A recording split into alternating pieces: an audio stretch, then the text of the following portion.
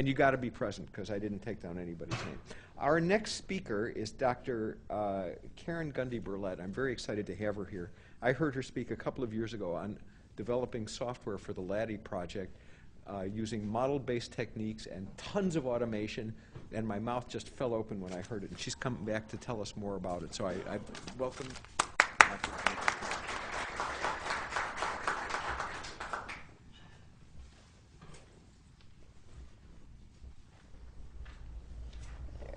Presentation mode. Ah.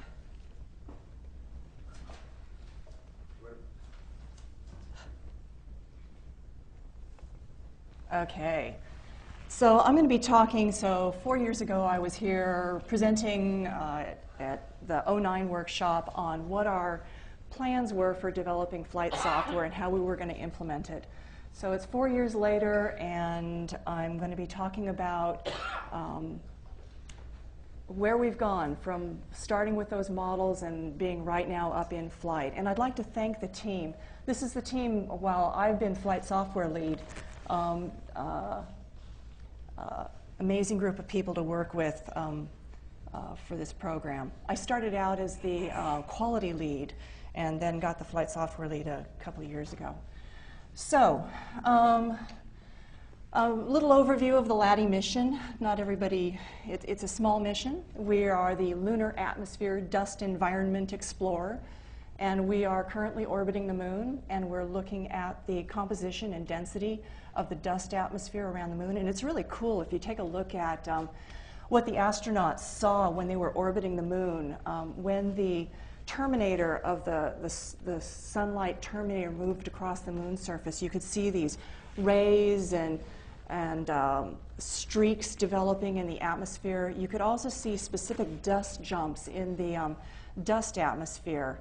And so there are other things that the astronauts noted about the moon dust. For one thing, as they were moving around on the moon's surface, it would get into their suits, and it would start gumming up all the joints. In fact, by the end of the mission, they had significant degradation of the joints in the moon. So we're talking about a dust here that is electrically or magnetically active. It's potentially caustic, and it's very, very sharp.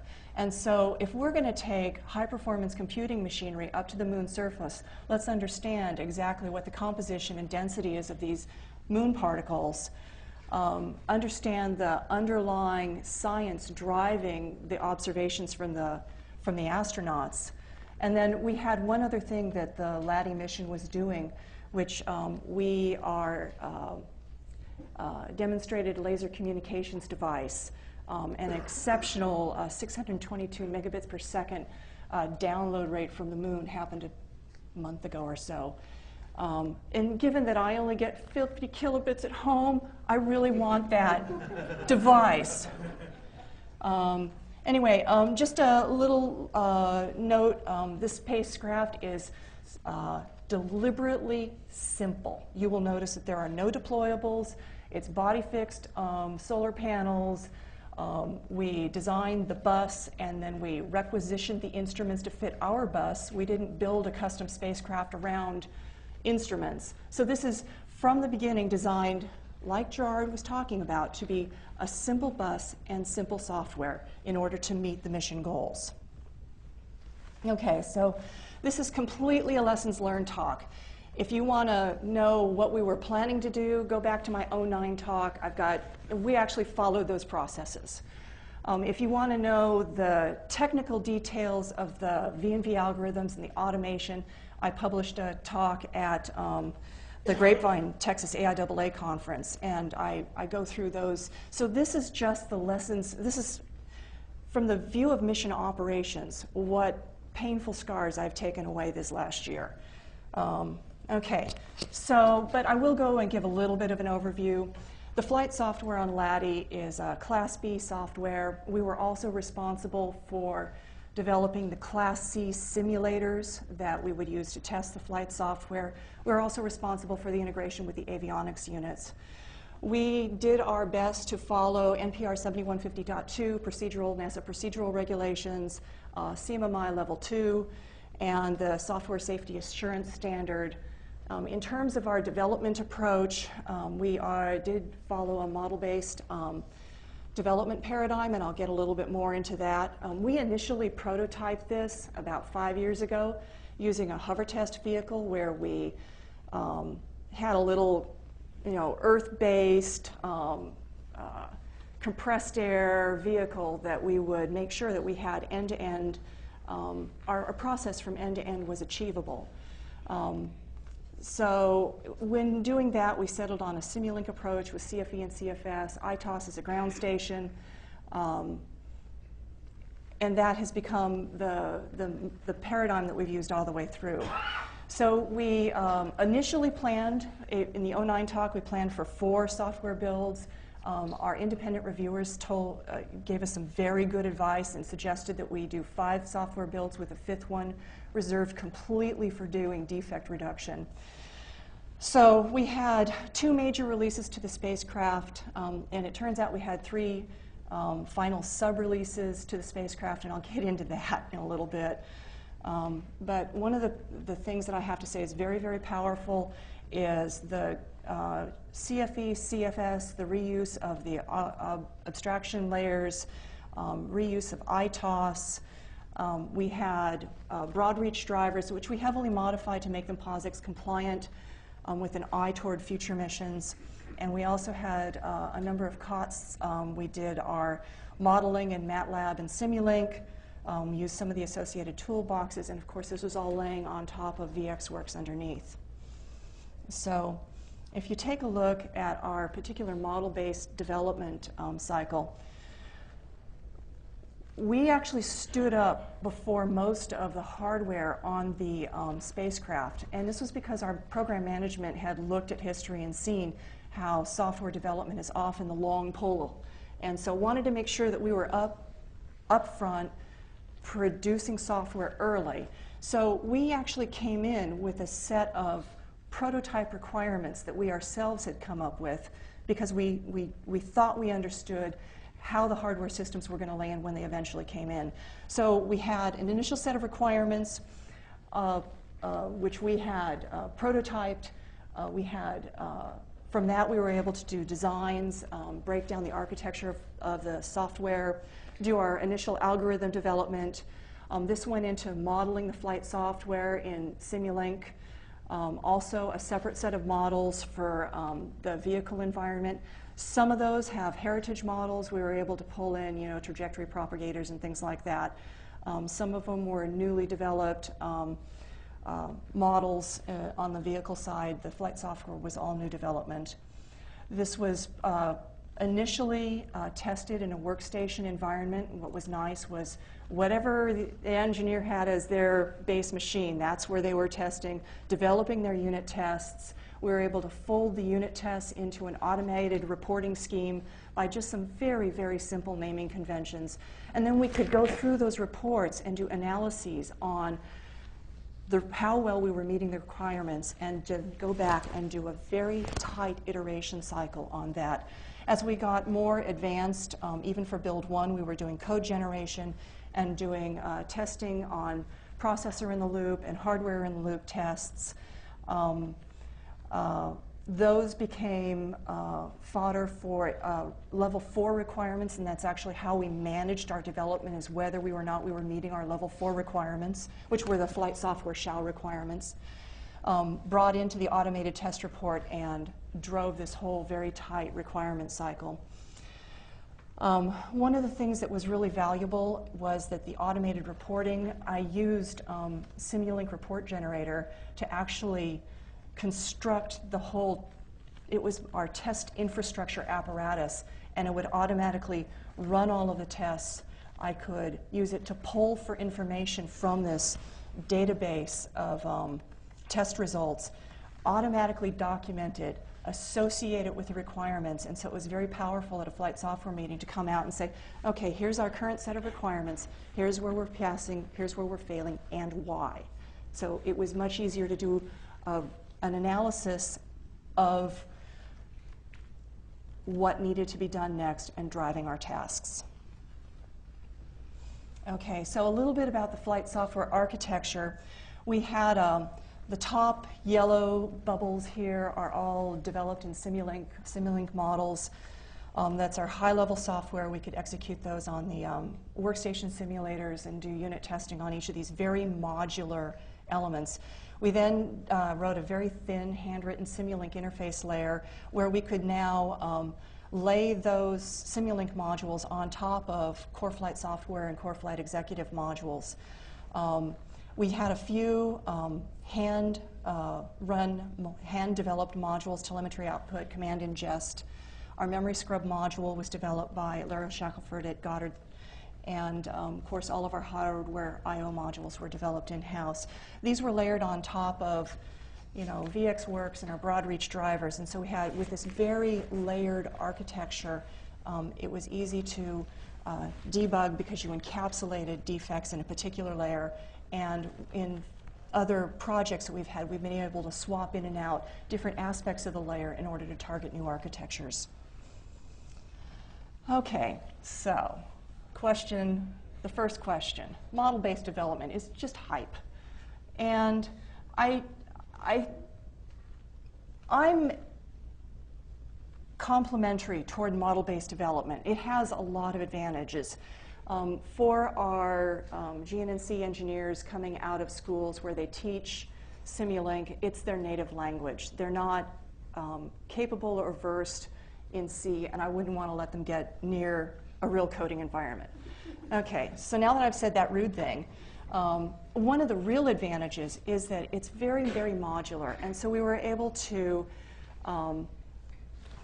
distribute the development so it was very parallel development streams between the Simulink code, the software developers doing the software engineering task of generating the autocode, and the hand developers of the task. So we were able to step up all of those things side by side from the very beginning, and so we had an end-to-end architecture early, and then we filled out the breadth.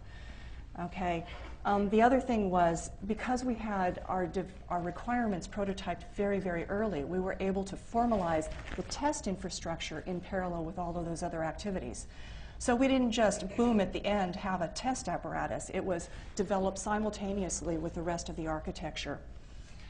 One of the things that I found kind of funny, but as I worked more and more with it, people love to show you their code. They're so proud of it. But code doesn't express to your stakeholders what's really going on. So people create flowcharts for their code, and that's all nice. But model-based development, you've got that flow laid out for you at a very high-level view. You can show it to your stakeholders. You can show it to the hardware subsystems, and they can agree upon what you're discussing. And so it became very nice to discuss how we were doing things with all the rest of the subsystems on the spacecraft. And as I said before, Simulink Report Generator was awesome. I still go in and push a button and walk away, and 2 hours later come back having scanned 70 gigabytes of data and know whether or not I'm passing requirements if the current changes have affected me poorly in some way. I hear a lot of grumping about autocode and how difficult it is to read and whatnot. I actually find this stuff pretty clean. And when we were applying static analysis tools to our process hand code, autocode, it was actually very, very clean. We typically use polyspace because that's what I had. And we did find some defects in the autocode, but it turned out to be bad modeling practices. So we incorporated those in our modeling guides so that we could keep from doing those sorts of modeling mistakes. Okay, so the disadvantages. One of these came up later in the process in that it's very, very difficult to patch software when you're doing the Simulink applications. You have to very, very strictly freeze your buses, freeze your interfaces. Otherwise, you cannot patch just a single application when you get onto the spacecraft. The other thing is there's no guarantee that your parameter tables are going to be in any particular order, so you need to patch your application and your parameter tables. And if the spacecraft has done something like modify your parameter tables, you need to be sure to get that flow back into your patch. And the buses, as they were developed through the process, every time somebody made a change to a bus, you broke all of the test harnesses. So that induced significant rework of the test harnesses. Now, I'm actually a computational fluid dynamicist with an aerospace background in propulsion systems. And on LADEE, I actually got to exercise my PhD thesis. So it was fun. I got to develop the model, and it was basically developed in order to test our fault management system. And I found it incredibly fast to model. It was actually kind of fun. It was very amenable to modular development. I could, sketch out where I was going to do things and fill them in.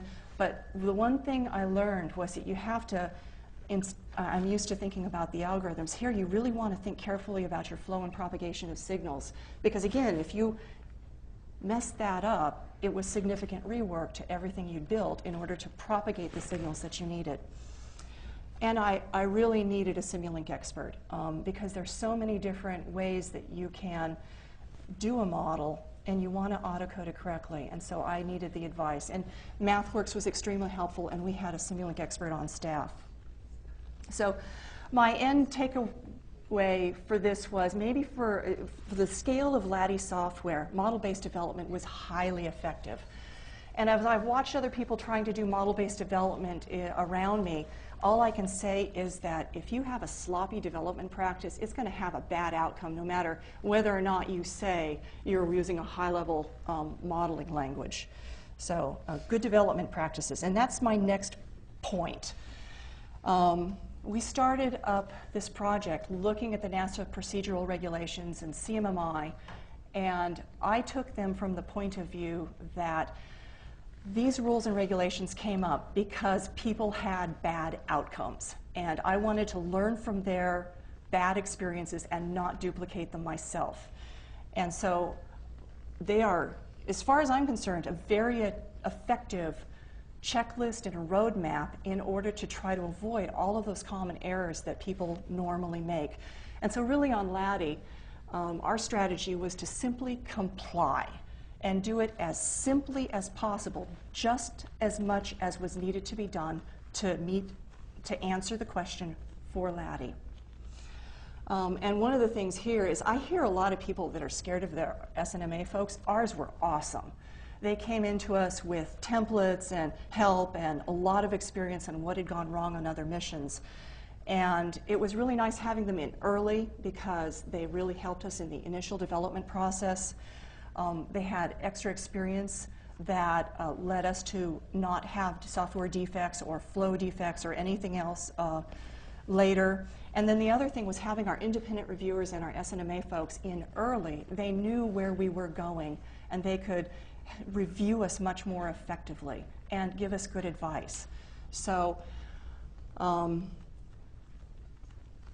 having said all that, it was really nice with CMMI and the NPRs, one of the things it encourages is really effective testing, traceability, and when it came right down to it and you got to that time crunch that always happens at the end, it was very, very useful to have practice. And I use the word practice because I believe you have to practice a lot. Have practiced, documented processes. Okay, here's my current irritated bugaboo, is just-in-time organizations.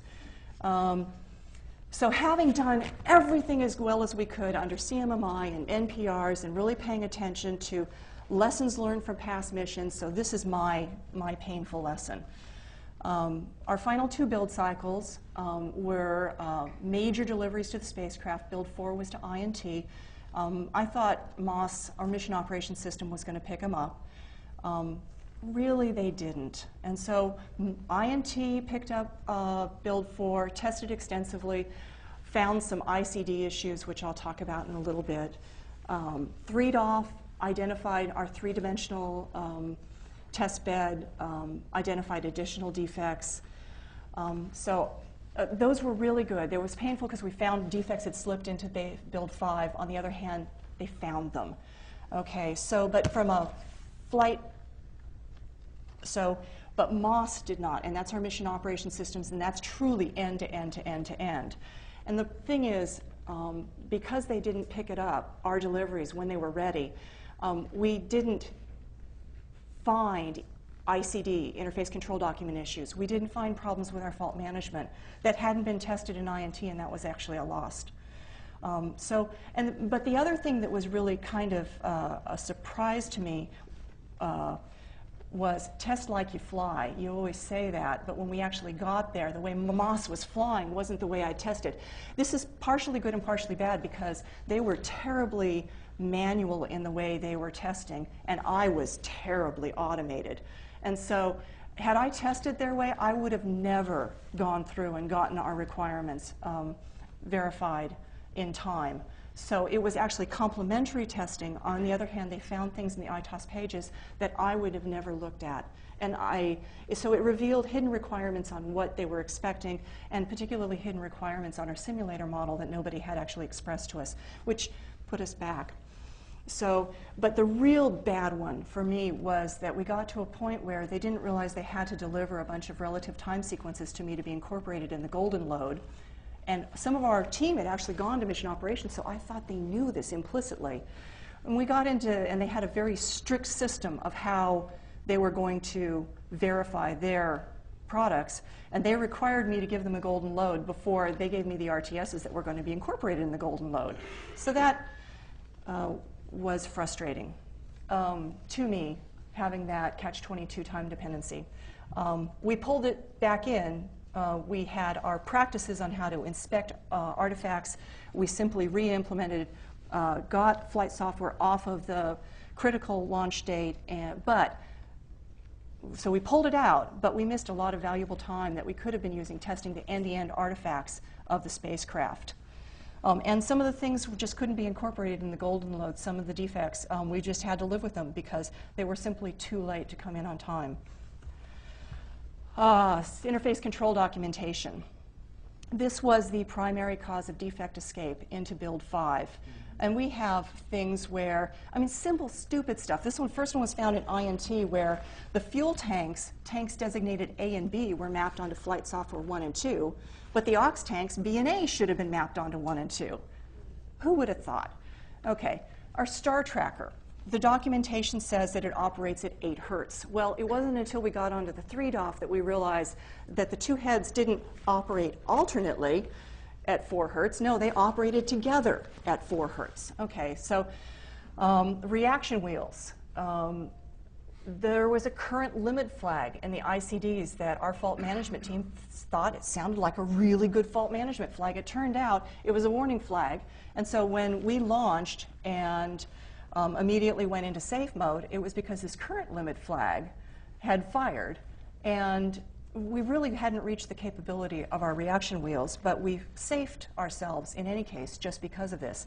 We were able to, but the mitigation for these sorts of things was CFE table surfaces was awesome. We were able to upload new tables and reconfigure the fault management in order to start flying. We also had a database underlying all of LADEE so that we had all of our ICDs in a machine-readable format. Once we fixed those machine-readable formats, we could push a button and regenerate the software. But really the best prevention for the ICD problems was our traveling roadshow. And we had an EDU in a box, and we had one engineer that would go around to all of our payload sites and do interface testing. And where where things escaped into INT and all the others was where we didn't get an instrument engineering development unit, and we couldn't do the testing. That was like our star tracker.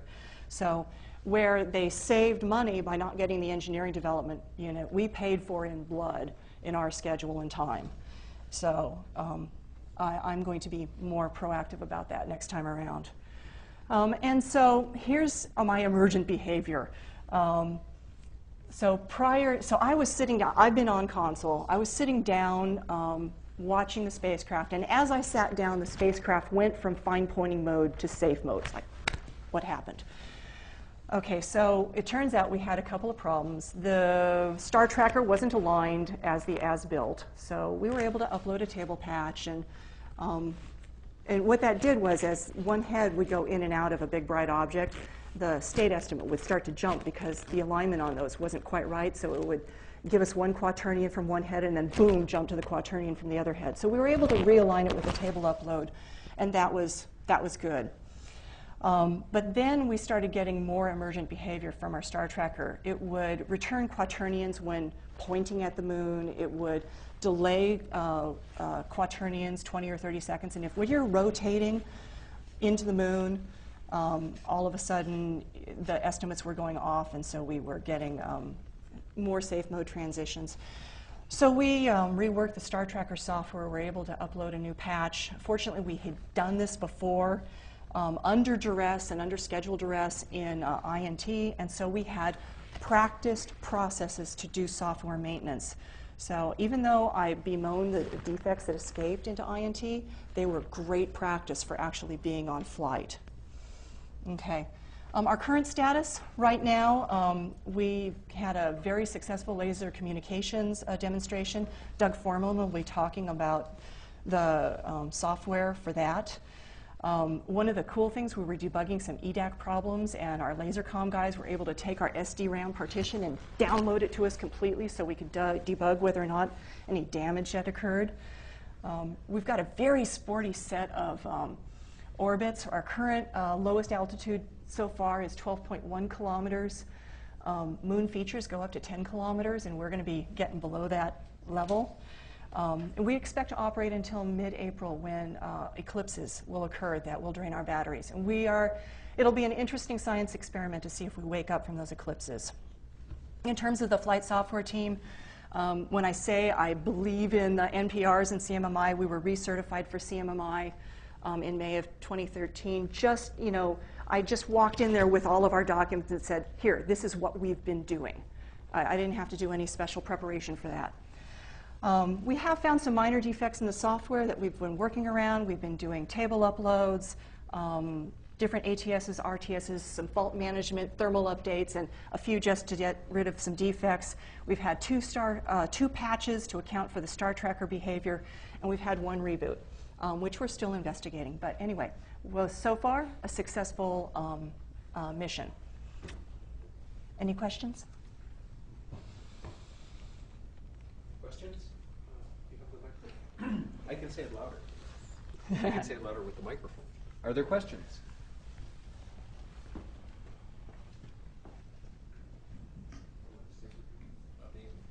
Hello, I'm Larry Ellis from Lockheed Martin in Denver, and my question for you is your staff level of competency with model-based system tools and things.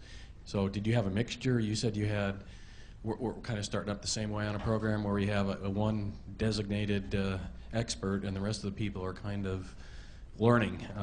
What did you do to alleviate all the issues you had with brand new people into those tools? The expert was essential in order to train all of the rest of the people. So we would, train at least the GNC engineers came in with simulating experience, but then best practices for auto coding were given by the expert.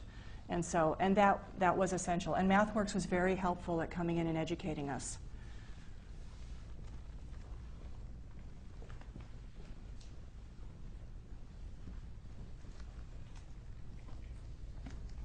Hi, Daniel Balasubramanian from Vanderbilt University. So what impact did you said you used the polyspace code generator.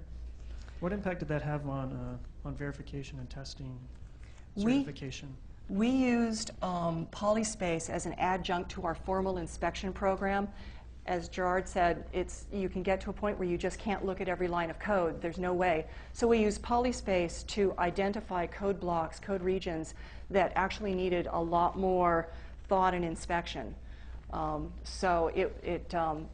had a list of formal inspection questions that I would assign to the engineers, distributing views across the group. And one of the views was, does polyspace, what does the static analyzer provide us as to information as to possible code defects?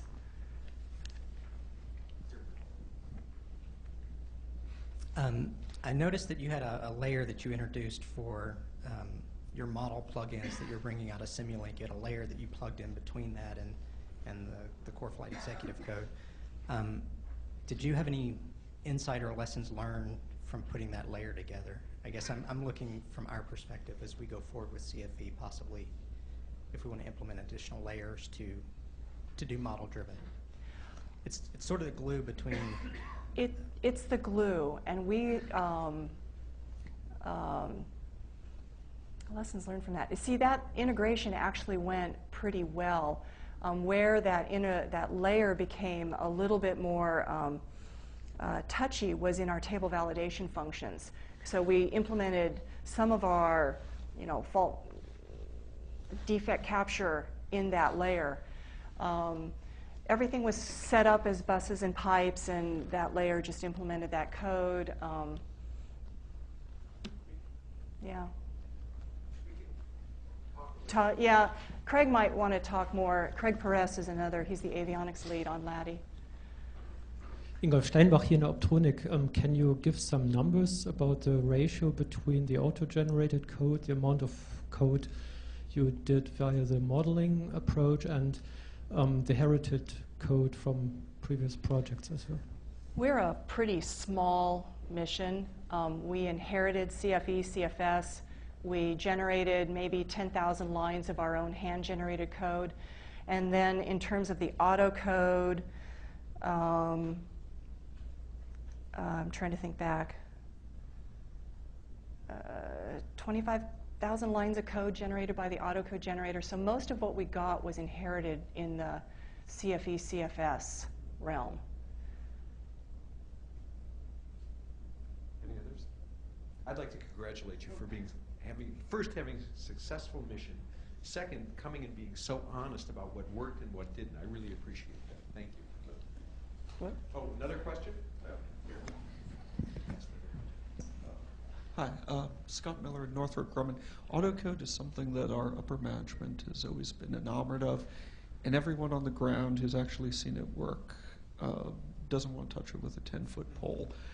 And your description of this very tight coupling between Simulink and the test harnesses, where you go in and inevitably, an iterative approach, you're going to change something. Is that just having to rebuild things by hand? Is that just something you have to live with, or is it something that could be folded back into the vendors who can? So we started in auto-generating our test harnesses, and had we continued and practiced that a lot more, I think we would have mitigated some of the problems with reworking of those test harnesses. We were doing so much new development of process here that unfortunately that one got slightly left behind. But I think there's ways of accommodating it. Okay. Any other questions? No. Thank you. Thank you. Okay, our next